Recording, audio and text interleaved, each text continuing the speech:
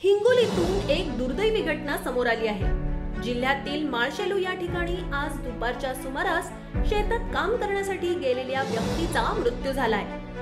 उन्हात कामावरून घरी आलेल्या व्यक्तीचा उष्माघाताने मृत्यू झाल्याची घटना समोर आली आहे। माळशेलू येथील संतोष सोनवणे वय वर्ष 42 असं या मृत व्यक्तीचं नाव आहे।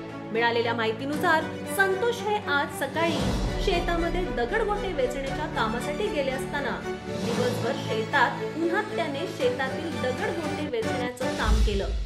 सर्व काम आटपून दुपारी शेतातून घराकडे आल्यानंतर त्यांनी पत्नीकडे पाणी मागितलं। उन्हाचा तापमान जास्त असल्याने उन्हातच थंड पाणी मोठ्या प्रमाणात प्यायले, त्यामुळे त्यांना चक्कर येऊ लागली। काही क्षणामध्ये ते खाली कोसळले। जवळ असलेल्या पत्नीने पती जमिनीवर कोसळलेला बघून ऐकच आरडाओरडा केला। आरडाओरडा ऐकून गावकरी धावत आले।